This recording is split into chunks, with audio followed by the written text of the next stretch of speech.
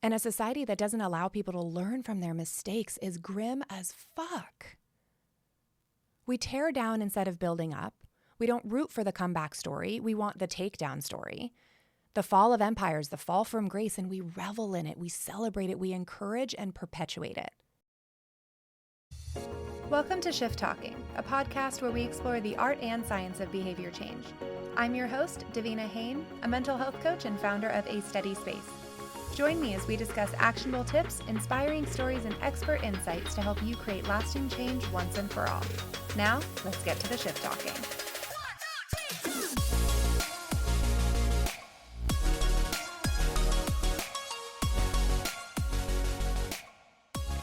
Hi, and welcome back to Shift Talking. Today, we are going to be unpacking something big, and whether you want to call it advocacy or standing up for what's right, what ends up kind of coming through is this element of cancel culture. It's a term that's all over social media and conversations these days, but what I really want to focus on is whether we understand its impact. So we'll explore that together, both the positives and the negatives, and then we will apply our shift framework per usual. So at its core, the idea behind cancel culture doesn't seem too bad, right? Like it's holding people accountable for harmful actions or behaviors or words. And it feels like a no-brainer to kind of like publicly shame them into recognizing their errors.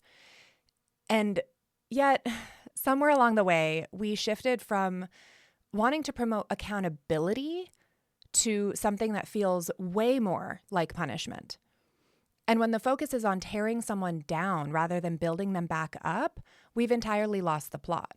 We have completely forfeited why we do this in the first place. We've forfeited our reason. I am a firm believer that accountability should be about growth and not just getting even. So when I was back in college, as I've shared previous on this podcast, I was not a very emotionally mature human. And I said something that was incredibly clueless and inconsiderate, and I didn't taste my words before I said them. I didn't even consider how this would impact the people I was with. And one of those friends, while dissatisfied with what I said and the way that I said it, called me out. But instead of dragging me through the mud, even though they were upset, they gently explained why my words were harmful. And that conversation changed me for the better. I didn't feel the need to, dig my heels in and defend myself and say, well, that wasn't my intention. And, all of this just out of embarrassment and out of just a deep sense of shame that something that I didn't realize was offensive was. And what they did and the way that they went about it was just so beautiful and appreciated. And it didn't, instill this sense that I needed to feel unworthy or ashamed of myself. It was helping me recognize a blind spot that I had, and I understood from it and grew from it. When I reflect back on that, it really just reminds me that, this is what we should be aiming for, right? Correcting behavior in a way that fosters learning and lasting change. And in every situation, we have to take the good with the bad and the bad with the good. So let's start by discussing the positive impacts of cancel culture. The two that we know of so far are that they can promote social accountability and community empowerment. So the social accountability component works by addressing harmful behaviors and promoting awareness of societal issues. We can advocate for marginalized groups, right? So one example is when brands like H&M and I think it was Zara had faced substantial backlash for their unsustainable and unethical labor practices, right? That prompted reforms and increased our awareness as consumers about our unethical consumption. And even if you take the music industry, those reforms have not only brought countless crimes to light, hi Diddy, but also emphasized the need for these systemic changes in the music industry to protect the more vulnerable individuals. So that's where, of course, the social accountability, that's one of the benefits. The other one is this sense of community empowerment. And in all transparency, this is a double-edged sword for me. In the good ways, it helps unite people around shared values. It offers a sense of empowerment to those advocating for justice or reform. And when this is utilized in a poor way, when violence and harmful practices are encouraged as paths forward, it absolutely transfers over into these more negative consequences. And so after those two, 1.5 maybe, we are now going to go into the negative effects. First, we recognize the impact on those that are canceled. And before you tell me that it's righteous and that they should be, what I want us to remember is a level of our joint humanness, right? That sometimes it's due to outright just terrible humans, and the other parts are like me in college who didn't know better, and I should have, and I didn't. But I learned, and I modified, and I have yet to repeat that same mistake. So those who are canceled oftentimes experience social ostracism. It leads to isolation, anxiety, depression, and far higher risks of suicide and self-harm behaviors. That sudden backlash often denies them the opportunity for growth or redemption, right? We're so focused on punishing them rather than leading with understanding and empathy and encouraging subsequent behavioral change as a result of it. And again, before you get upset with me that I'm defending some of the indefensible, I'm asking for us to draw a line between that, of who is truly indefensible and those who were uninformed, misinformed, or led astray. Okay, so that's how that affects the people who are being canceled. And that's where we would kind of assume the worst happens, right? But it's actually not true. And this is what the research is showing us. Engaging in this type of culture can have significant psychological and social effects on those doing the canceling, especially when their actions involve negative and or hurtful behavior. While these effects will, of course, vary depending on the person's intent, the context that it happened within, that individual's emotional state and ability to kind of separate these things, the research and social observations are showing several trends emerging. So I'm going to go into 5 and then one other one. So it's 6 total. The first is psychological harm and increase in negative emotions. So those participating in public shaming or canceling can lead to feelings of guilt, especially if the person later reflects on the harm caused to that person being canceled.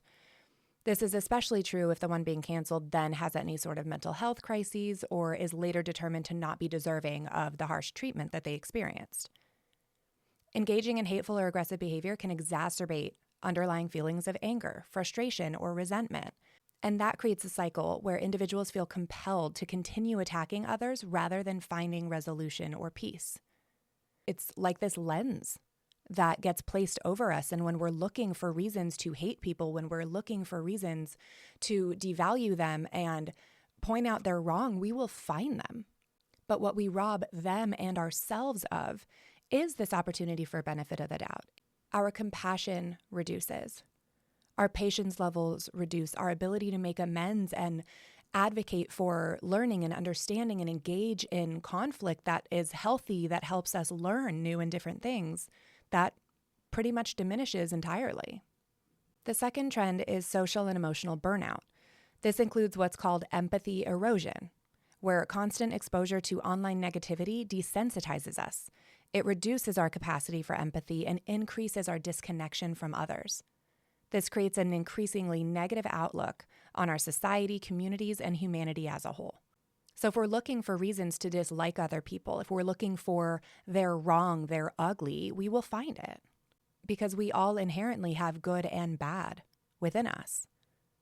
But if we're only looking for the bad, we will convince ourselves that that's all that's in there. The third trend is the significant impact on mental health. When individuals advocate for social justice but resort to toxic, aggressive, and violent behavior, they oftentimes will experience some level of inner conflict where their actions don't align with their personal values. This dissonance also happens when their original intention of activism and speaking out for others gets lost in the muck. What's even more wild and very surprising to me is that the more people risk just to find out that they're on the wrong side of things, the more they double down. Whether it's out of humiliation or an unwillingness to hold themselves accountable, it prevents them from acknowledging these things and not even having to switch sides or anything like that, but to promote some level of neutrality even goes out the window. And then this is what fosters this us versus them kind of dynamic. It's leading individuals to focus more on defending their group, faults and all, rather than engaging in constructive dialogue. This typically perpetuates more hostility, more alienation, and creates a further divide. That's why our nation especially is so polarized right now. We are so separate and apart and constantly villainizing each other. What researchers are seeing, this fourth element, is long-term behavioral patterns that are a result of this cancel culture that include difficulty navigating nuance and a reduction in self-awareness. Our S, you guys, it's the foundation of the entire shift framework, and we're losing it. Habitually engaging in black and white thinking, which is a cognitive distortion, can make it harder to tolerate ambiguity or consider alternative perspectives. And that stunts our capacity for personal growth, right? I'm constantly telling us that we need to stay curious and open-minded with ourselves, with others, in order to build our self-awareness, our internal and our external, right? This stunts that ability. This stops it in its tracks, and without just stopping it, it actually reduces it. We're starting way before the starting line. And when we're fixated on others' faults, we neglect that development and we forfeit self-reflection. That's terrifying for me, you guys. If I could gift one thing to everyone, it would be self-awareness. And we're seeing this reduce drastically. The fifth thing we're finding are the social repercussions of this cancel culture, like strained relationships and loss of credibility.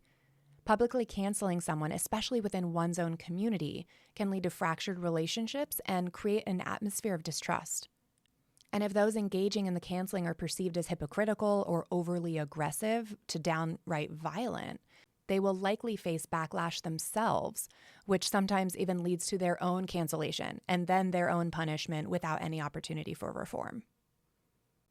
The kind of last one isn't about those who engage in the cancel culture, but this one is more about witnessing others engage in it, right? So we've covered those who are on the receiving end of it, those who are giving it, and now this is purely bystanders watching it happen.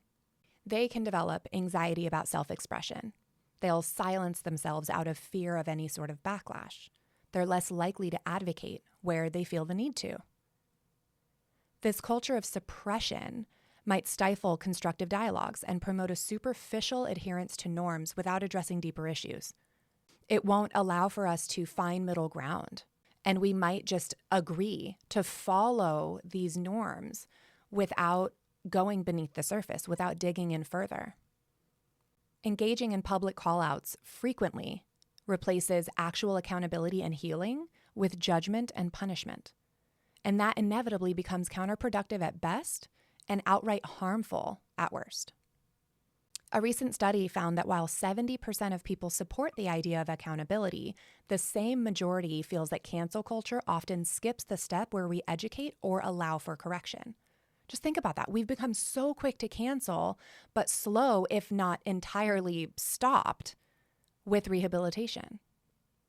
So again, we know the motivations behind the canceling. We're disappointed, we're angry, we're sad, we're let down, we're fearful. Fearful of how we might be impacted, fearful of the world that we're living in, fearful that others are just as clueless and or hateful. We want them to know they fucked up, but we're not putting effort into helping them understand where they went astray. And all they're going to do is double down. And imagine what we could do if we approached accountability the way we approach mistakes with our loved ones, our kids, our partners, even ourselves. We recognize mistakes happen. Growth happens when there's room to learn and improve. But without that willingness, without that advocacy, without that encouragement, we are all getting worse. It slams the door instead of leaving it open for evolution and bridges to be built. We become more divided. We become more tribalistic in the ways that mean that we are good, they are bad, and therefore they are our enemy, or we disagree and therefore they are my enemy. And a society that doesn't allow people to learn from their mistakes is grim as fuck. We tear down instead of building up. We don't root for the comeback story. We want the takedown story. The fall of empires, the fall from grace, and we revel in it. We celebrate it. We encourage and perpetuate it. It's terrifying for me. I lead with so much fear about where we're going in our world, in our society. I fear for my children's future and those that will come after them. And what seems small, like canceling a single celebrity, becomes the slippery slope to not allowing differing opinions to exist at the same time. I'm constantly advocating for multiple truths, right? And this is part of it. It's what we've stopped demanding of ourselves. And as a mental health coach, I'm going to be particularly interested in cancel culture within this field. We have seen therapists facing so much criticism for having an online presence or simplifying nuanced mental health concepts in ways that end up misleading or harming vulnerable audiences. And then we have the widespread misuse of diagnostic labels like narcissist or gaslighting that then lead to others misdiagnosing people publicly or using clinical terminology that they don't fully understand as a weapon against perceived wrongdoers. And that further emboldens them to take more harmful stances. This type of culture is also going to impact teens and young adults, with social exclusion and public shaming now becoming popular tools for quote-unquote calling out behavior. We're seeing a terrifying increase in significant mental health challenges like anxiety and depression, suicidal ideations, and whether it's actual attempts or successful completions, all of that ostracism is going to damage them deeply. And don't get me wrong, I understand boundaries and distancing from certain others, that's crucial. That helps us protect our peace and decide who we allow into our lives. But when those boundaries become walls no one can climb over, are we really holding people accountable or just shutting them out for good? Are we creating change or just enforcing silence? So now we're going to apply our shift framework to this entire concept of cancel culture. Our S, our self, and our self-awareness allows for reflection on personal participation, understanding our triggers, and building that emotional intelligence. We reflect on our own motivations for engaging in criticism and or this, cancel culture.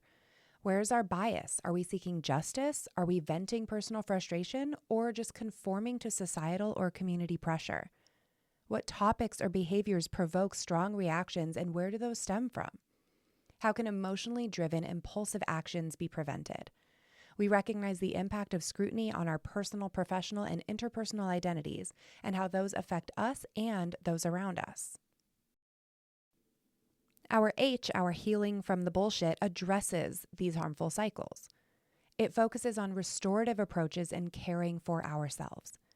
We acknowledge times we perpetuated harm rather than fostering meaningful dialogue and change. We focus our energy on solutions that heal rather than divide. And we reflect on times we've successfully addressed problematic behaviors. We use that evidence to promote balance and forgiveness, both of ourselves and, of course, of others. We acknowledge the emotional toll we've endured with heated debates and conflicts, and we allow for this healing process to help us assert boundaries and protect ourselves. We make those commitments to ourselves. And one of the things about healing that I don't think a lot of people talk about is choosing you and committing to you. It's incredibly powerful. And what we do in the now and in the future can almost serve to heal and mend parts of the past. Our I for innovation, we utilize constructive dialogue. We allow for nuanced discussions and we create more engagement. We adopt strategies for quote unquote calling in rather than calling out when we address issues. We welcome them in for a helpful, constructive dialogue, even if it gets a bit heated. We try new and different approaches to help us work through listening to, concepts and ideas that conflict with what it feels like is me at my core. And we allow for complexities. We promote open conversations that explore those complexities, and we are exposed to them daily anyway. What we can do is instead of oversimplifying them, as if there's, this simple yes and no, right or wrong, we encourage ourselves and others to use art and storytelling as other forms of expressions. We share perspectives in ways that inspire a different kind of understanding and change. We practice our conflict resolution strategies, our assertive communication techniques, and we taste our words before we say them. We work on emotional regulation, especially when we're confronted with conflicting ideas, opinions, solutions. We work on leading with less defensiveness by using less defensive and offensive language. We focus more on communicating about the underlying issues for understanding and curiosity, rather than resorting to name-calling and labeling and inaccurate accusations that are disguised as those formal diagnoses. And here's the thing. I know that I just threw a ton of concepts at you and a very long to-do list of ways to innovate. And I will be sharing so many more practical examples, practical ways of going through the shift framework in very much detail here as, I release more and more episodes each week and hopefully multiple times per week. And if you are in a rush to get these things quicker, join me. Go to my website, join as a study friend. It's completely for free, and we get to do this together. There are scripts and ebooks and worksheets and activities and content there for you to consume. My blog is full of a bunch of them. There's so many ways for us to expedite this process if that's what you're looking for, and if my current, episode release schedule doesn't quite work for you and what your goals are. If you need further guidance or want more directive guidance, you can book a prep call with me. It's a free 15-minute consultation over the phone where I can start guiding you in the right direction. DM me on socials, whatever it is. Reach out to me. Let me, be this person for you if you'd like for me to. Over time, our fortitude, our F, develops.